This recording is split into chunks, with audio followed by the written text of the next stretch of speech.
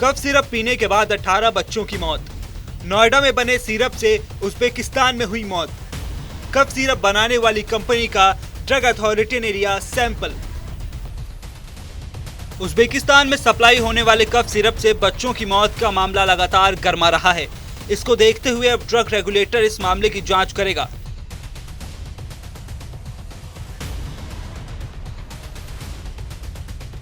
केंद्रीय स्वास्थ्य मंत्री सेंट्रल ड्रग रेगुलेटर अथॉरिटी की टीम ने 27 दिसंबर से ही उज्बेकिस्तान के राष्ट्रीय दवा नियामक के नियमित संपर्क में है। यूपी ड्रग कंट्रोल और CDSCO की टीम ने मेरियन बायोटेक के नोएडा स्थित कंपनी का निरीक्षण किया।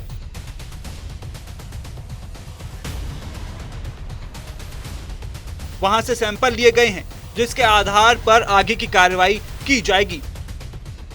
तो हमें भी अफसोस है, कहते हैं अब किस वजह से डेथ हुआ, अभी जो है गवर्नमेंट यहाँ इंक्वायरी कर रही है, अंडर इन्वेस्टिगेशन है।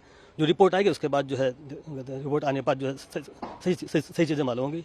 हमारी तरफ से कोई प्रॉब्लम नहीं है। हमने रिपोर्ट नहीं, हमारे मेडिसिन नहीं थे कोई, जो है तो जामिया वाले कोई इशू नहीं है। गवर्नमेंट इंक्वायरी कर रही है, है ना, कहते हैं गवर्नमेंट का जो रिपोर्ट आएगी उसी हिसाब से रिएक्ट करेंगे। अब जो गवर्नमेंट हमारी तरफ से कमी नहीं, वहाँ क्या हुआ उस पर अभी कमेंट नहीं कर सकते। हमारे हिसाब से करीब 10 साल से ऊपर हो गए।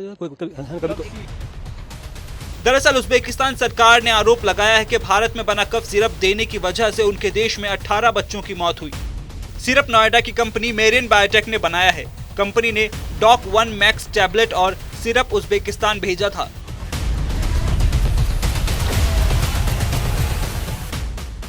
मामला सामने आने के बाद यूपी ड्रग कंट्रोल और CDSCO टीम ने मेरियन बायोटेक का औचक निरीक्षण किया।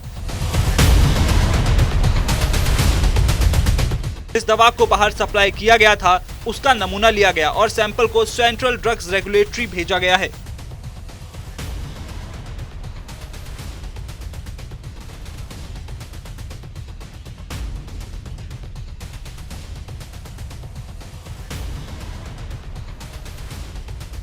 इससे पहले गांबिया भी अपने यहां 70 बच्चों की मौत का जिम्मेदार भारत में बने कफ सिरप को ठहरा चुका है।